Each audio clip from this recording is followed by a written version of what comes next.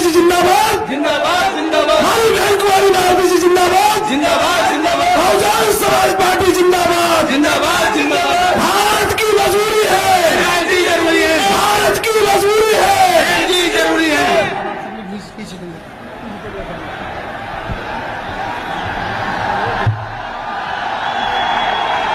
सम्मानित साथियों, बहुजन समाज पार्टी की राष्ट्रीय अध्यक्ष, उत्तर प्रदेश की चार बार मुख्यमंत्री रह चुकी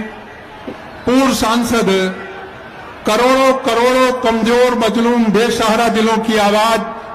आदरणीय बहन कुमारी मायावती जी हमारे बीच में पहुंच चुकी हैं। अब मेरी आप लोगों से पुरजोर अपील है कि उनका जोरदार शब्दों में स्वागत करें, जोरदार ताली बजाकर स्वागत करें।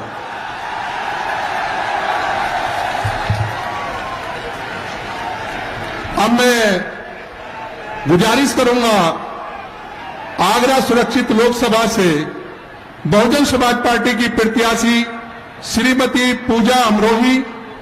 फतेहपुर सीकरी लोकसभा की प्रत्याशी श्री राम निवास शर्मा जी, हाथरस सुरक्षित लोकसभा के श्री प्रत्याशी हेम बाबू धनखड़ जी से कि वो तीनों मिलकर आदरणीय बहन जी के सम्मान में सोने का मुकुट पेश करें।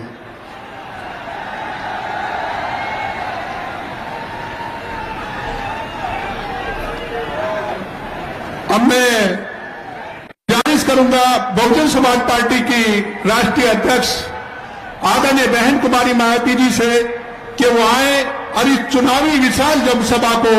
संबोधित करें। आदरणीय बहन जी।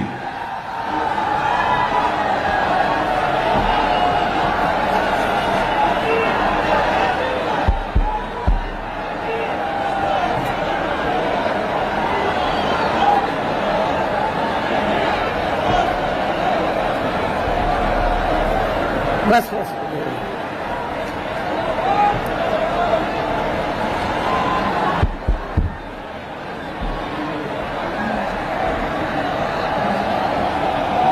बीएसपी की इस चुनावी जनसभा में इकट्ठा हुए पार्टी के सभी छोटे बड़े पदाधिकारी एवं कार्यकर्तागण, आज आप लोग देश में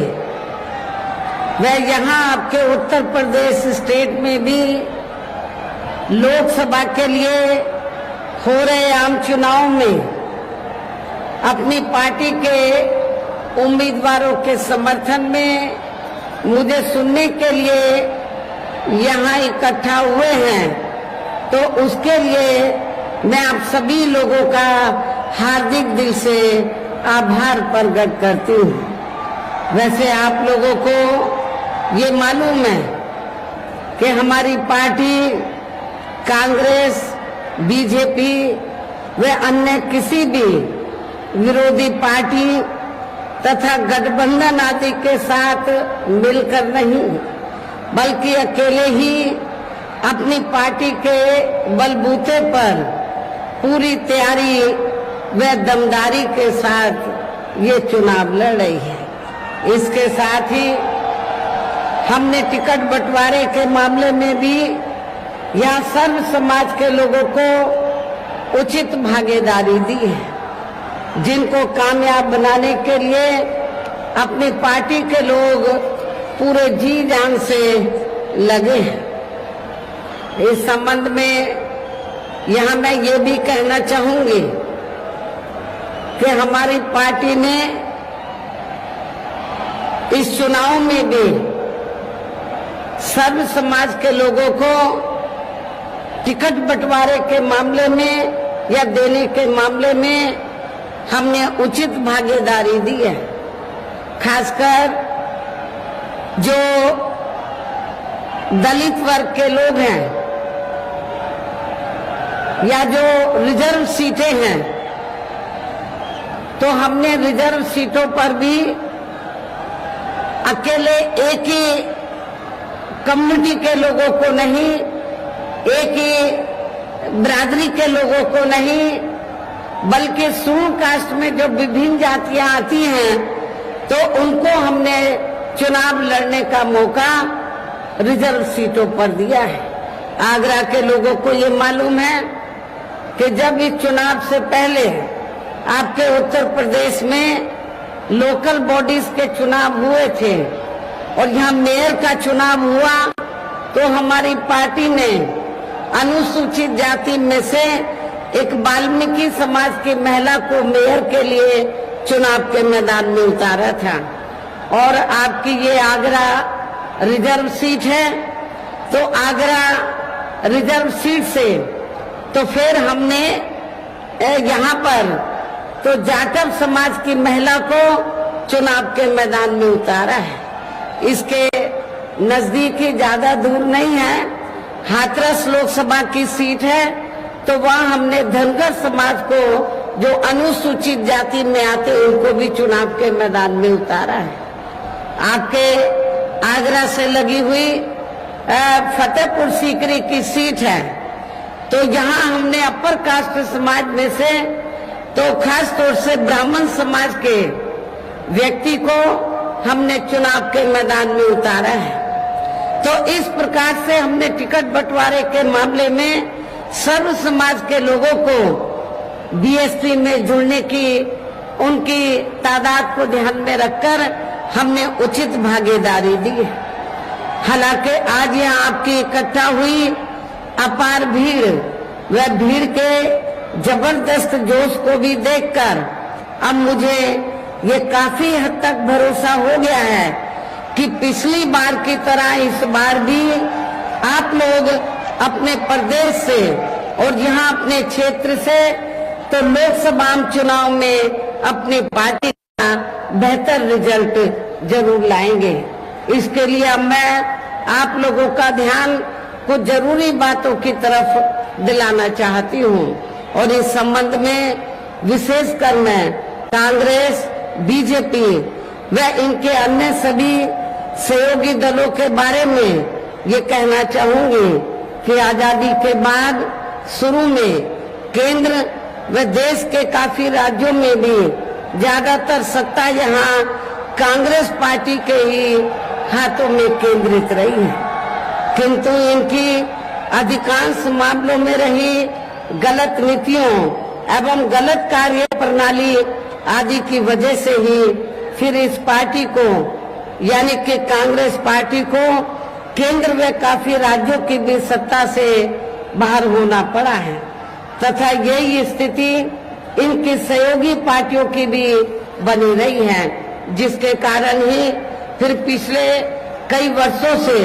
भारतीय जनता पार्टी व इनके सहयोगी दल केंद्र एवं काफी राज्यों की भी सत्ता में काबिज हो गए हैं, लेकिन इनकी भी ज्यादातर रही जातिवादी, पूंजीवादी, संकीर्ण, सांप्रदायिक व द्वेषपूर्ण नीतियों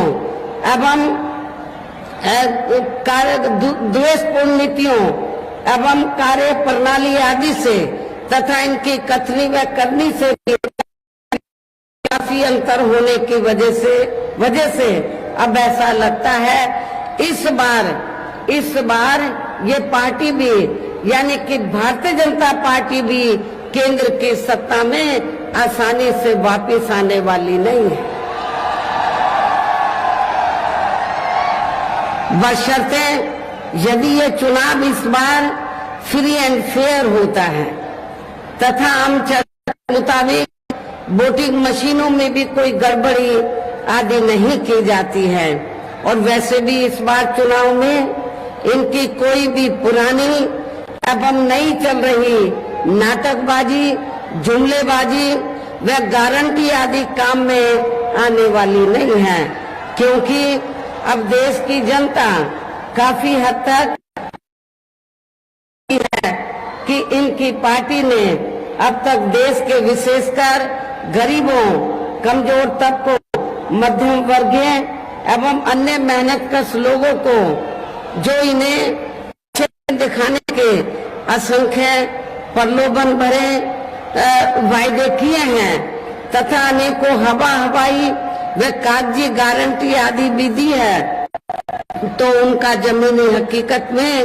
अभी तक इन्होंने लगभग 1/4 हिस्सा कार्य भी नहीं किया है। बल्कि इसके स्थान पर इनका ज्यादातर समय व ताकत भी या इनके अपने चहेते रहे बड़े बड़े पूंजीपतियों एवं धन्ना सेठों को ही ज्यादा से ज्यादा मालामाल व धनवान बनाने में तथा इन्हें हर स्तर पर छूट देने व बनाने में ही लगी रही है, जिनके अधिकांश आर्थिक सहयोग से ही ये पार्टी व अन्य पार्टियां भी अपना संगठन चलाती हैं तथा चुनाव आदि भी लड़ाती हैं, जिसका काफी कुछ खुलासा बॉन्ड की आई रिपोर्ट से भी हो जाता है। इसके साथ ही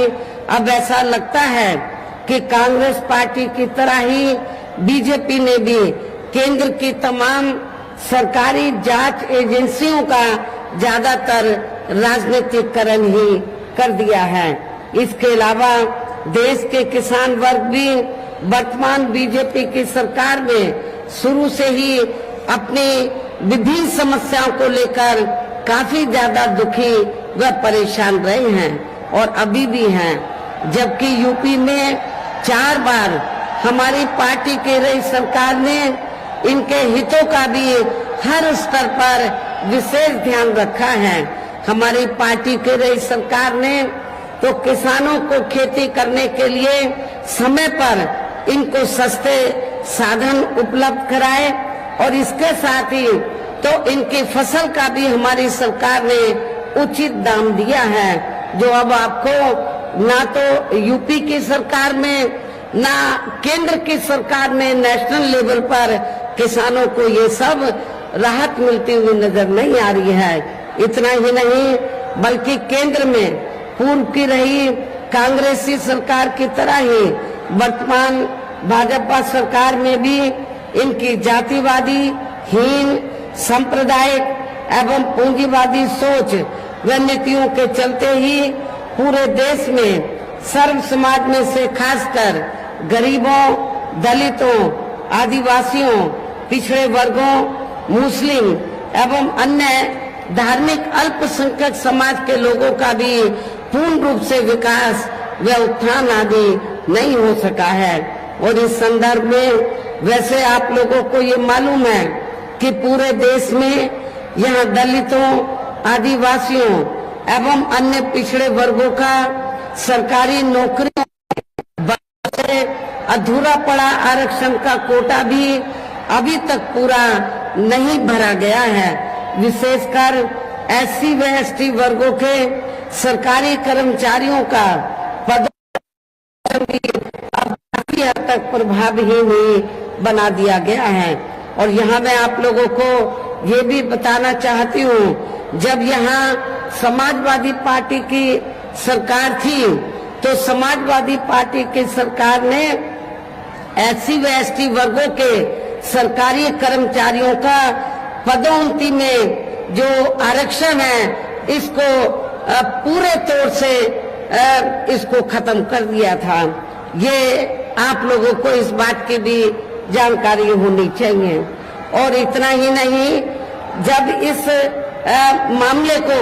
हमारी पार्टी ने संसद में उठाया, एससी एसटी का जो पदोन्नति में आरक्षण है इसको प्रभावशाली बनाने के लिए संशोधन बिल लाने के लिए सरकार पर दबाव बनाया, तो उस समय सेंटर में कांग्रेस पार्टी पावर में थी। तो उस दौरान कांग्रेस और बीजेपी दोनों की मिली भगत से समाजवादी पार्टी को आगे करके इस बिल को पार्लियामेंट के अंदर फाड़ा गया। और इतना ही नहीं बल्कि बीजेपी और कांग्रेस पार्टी दोनों की मिली भगत से इस बिल को पास नहीं होने दिया, इस बिल को पास नहीं होने दिया। और इतना ही नहीं, आज जो खास तौर से आरक्षण को लेकर जो किस्म किस्म की बातें कही जा रही हैं, एससी एसटी ओबीसी के आरक्षण को लेकर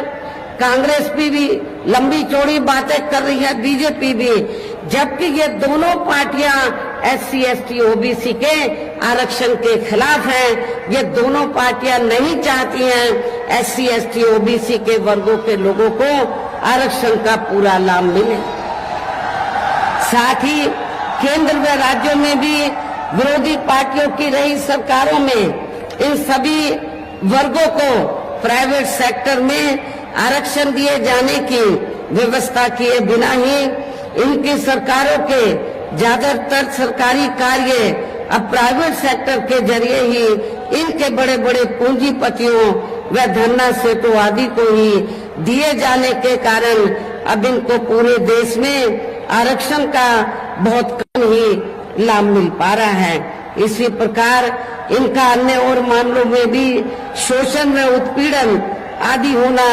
अभी तक भी बंद नहीं हुआ है। इसके साथ साथ मुस्लिम व अन्य धार्मिक अल्पसंख्यक समाज के लोगों की भी हालत हर स्तर पर या काफी ज्यादा खराब व दयनीय ही बनी हुई है। इतना ही नहीं बल्कि पिछले कुछ वर्षों से केंद्र व अधिकांश राज्यों में भी बीजेपी व आरएसएस की सरकारों के चलते हुए अब इनका विकास व उत्थान आदि होना भी काफी हद तक बंद सा ही हो गया है। आए दिन इन पर खासकर आए दिन मुस्लिम व अन्य धार्मिक अल्पसंख्यक समाज के लोगों पर खासकर हिंदुत्व की आड़ में हो रही जुल्म जाति भी यहाँ काफी ज्यादा चरम सीमा पर पहुंच चुकी है। इसके साथ साथ अपर कास्ट समाज में से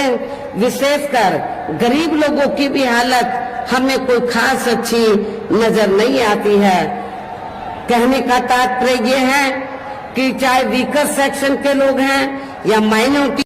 हैं, अपर कास्ट समाज के लोग हैं, ये सभी लोग हमें काफी दुखी व परेशान नजर आते हैं। हर मामले में व हर स्तर पर हमें काफी दुखी व परेशान नजर आते हैं। इनके गलत कृषि नीतियों के कारण किसान वर्ग भी आए दिन आंदोलित ही रहता है। साथ ही इनके गलत आर्थिक नीतियों की वजह से देश की अर्थव्यवस्था पर भी इसका काफी बुरा प्रभाव पड़ा है, जिससे यहाँ विशेषकर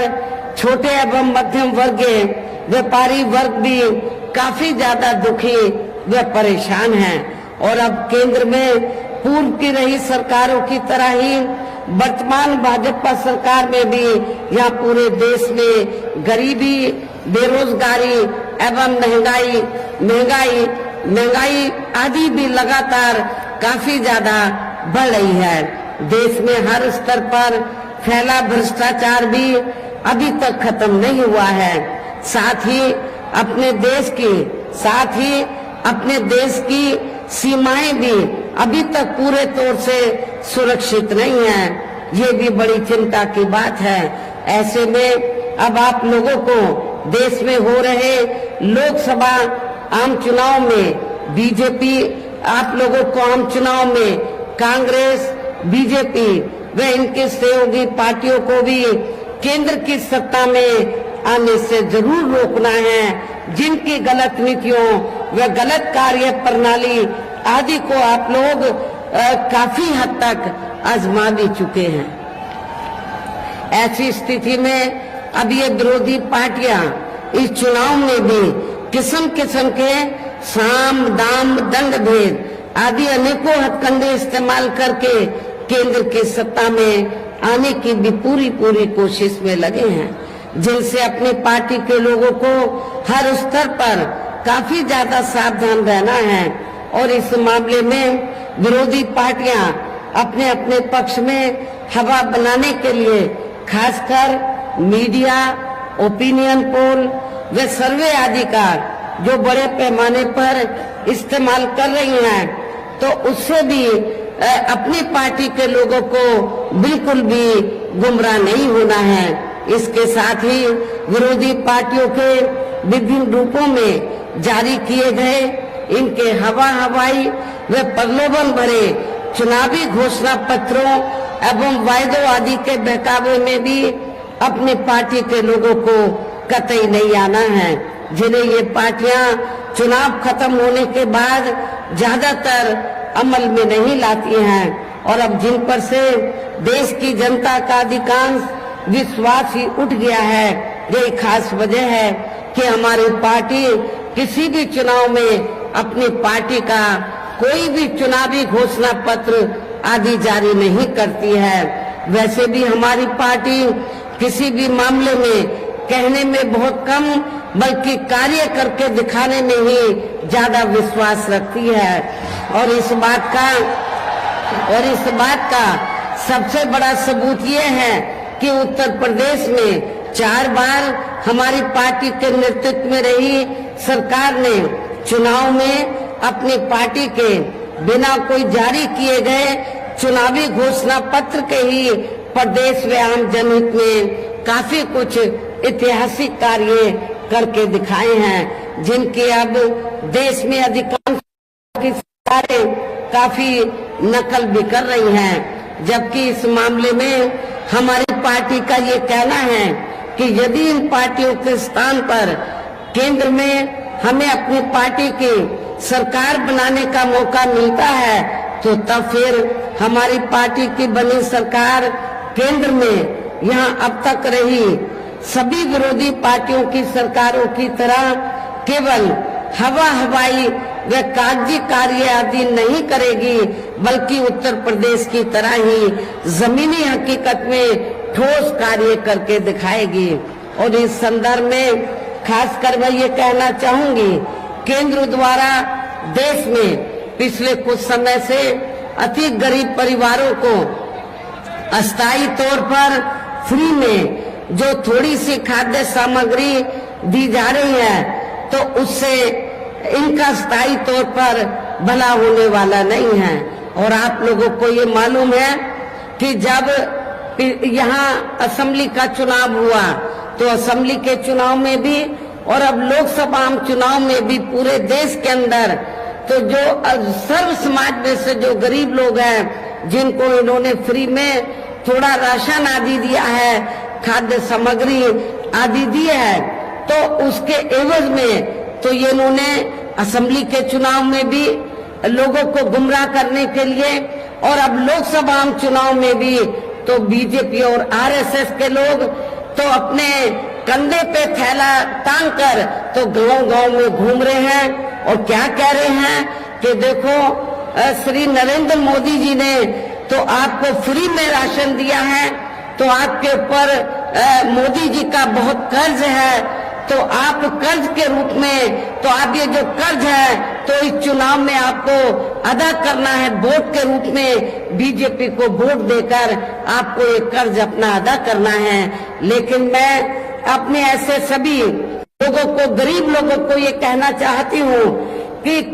वर्तमान में केंद्र की जो भाजपा सरकार ने जो गरीब लोगों को थोड़ा जो फ्री में राशन आदि दिया है, तो ये कोई बीजेपी ने अपनी जेब से नहीं दिया है, श्री नरेंद्र मोदी जी ने अपनी जेब से नहीं दिया है, बल्कि आप लोग जो यूपी गवर्नमेंट को या केंद्र की सरकार को जो भी टैक्स देते हैं उस टैक्स के पैसे से, टैक्स तो आपका है, टैक्स जनता देती है, तो जो पैसा आप लोग टैक्स के रूप में देते हैं उस पैसे से ये राशन दिया जा रहा है। इसमें बीजेपी का कोई एहसान नहीं है और ना ही श्री नरेंद्र मोदी जी का इनका कोई एहसान नहीं है, कोई कर्ज नहीं है। आप लोगों का ये पैसा है, आप लोगों ने टैक्स के रूप में इसको दिया, तो इसलिए आप लोगों को ये नहीं सोचना है कि हमने उनका नमक खाया है, ये नमक तो आप ही लोगों का है। आप लोगों ने टैक्स दिया, उससे आप लोगों को ये फ्री में राशन आदि दिया गया है, तो इनके बहकावे में आप लोगों को कतई भी नहीं आना है। ये भी मैं, और वैसे भी ये जो गरीब लोग हैं, वैसे भी इनकी ये जटिल समस्या देश में हर हाथ को काम देने से ही केवल दूर हो सकती है, जिसकी तरफ हमारी पार्टी की बनी सरकार विशेष ध्यान देगी। साथ ही देश में पिछले काफी वर्षों से आए दिन बढ़ रही गरीबी, बेरोजगारी व महंगाई आदि से भी जनता बहुत ज्यादा दुखी व परेशान है, जिसे भी आर्थिक नीतियों में तब्दीली करके जरूर दूर किया जाएगा। धर्म की भी आड़ में पिछले कुछ वर्षों से खासकर मुस्लिम समाज के लोगों का द्वेष की भावना से जो इनका काफी ज्यादा शोषण व उत्पीड़न आदि किया जा रहा है, तो उसे भी जरूर रोका जाएगा। और ये सब हमने और ये सब हमने अपनी यूपी की रही सरकार में करके भी दिखाया है। हमने उत्तर प्रदेश के अंदर कोई भी दंगा फसाद नहीं होने दिया है। इसके अलावा हमने यूपी में सर्व समाज में से गरीब एवं बेरोजगार लोगों को बेरोजगारी भत्ता आदि न देकर उन्हें बड़ी तादाद में रोटी रोजी के साधन भी उपलब्ध कराए हैं। जो अब ये कार्य भी अधिकांश ठंडे ही पड़े हैं, जिनको फिर सरकार बनने पर, केंद्र में सरकार बनने पर प्राथमिकता दी जाएगी। अर्थात देश में इस समय हो रहे लोकसभा चुनाव में विरोधी पार्टियों के जारी किए गए उनके हवाई व प्रलोभन भरे चुनावी घोषणा पत्रों आदि के बहकावे में अब यह खासकर देश के अति गरीबों, मजदूरों, बेरोजगारों एवं अन्य मेहनतकश लोगों को बिल्कुल भी नहीं आना है। और अब इन्हें ऐसी सभी विरोधी पार्टियों की हर हालत में ऐसी सभी विरोधी पार्टियों को हर हालत में केंद्र की सत्ता में आने से जरूर रोकना है, जिनके कथने व करने में काफी अंतर रहा है तथा जिन्हें ये लोग वर्षों से आजमा भी चुके हैं। ऐसे में अब मेरा यही कहना है कि आप लोगों को अपने खुद के व अपने प्रदेश व क्षेत्र के तथा देश के भी हित में अपने वोटों को यहाँ कांग्रेस, बीजेपी व अन्य विरोधी पार्टियों को न देकर केवल अपनी एकमात्र हितैषी पार्टी बहुजन समाज पार्टी को ही देना है। जो ये पार्टी उत्तर प्रदेश की तरह ही केंद्र में भी अपनी पार्टी की सरकार बनने पर फिर पूरे देश में यह अपनी पार्टी की सर्वजन हिताय व सर्वजन सुखाय की नीतियों पर आधारित ही सरकार चलाएगी। इसके साथ साथ केंद्र से जुड़ी आपके क्षेत्र की जो भी यहाँ स्थानीय समस्याएं होंगी तो उन्हें भी फिर दूर करने का हर संभव पूरा प्रयास किया जाएगा। साथ ही यहाँ गरीबों, मजदूरों, बेरोजगारों, कर्मचारियों, किसानों, छोटे व्यापारियों एवं अन्य मेहनतकश लोगों के हितों का भी विशेष ध्यान रखा जाएगा। सर्व समाज में से खासकर दलितों, आदिवासियों, गरीबों, दलितों, आदिवासियों,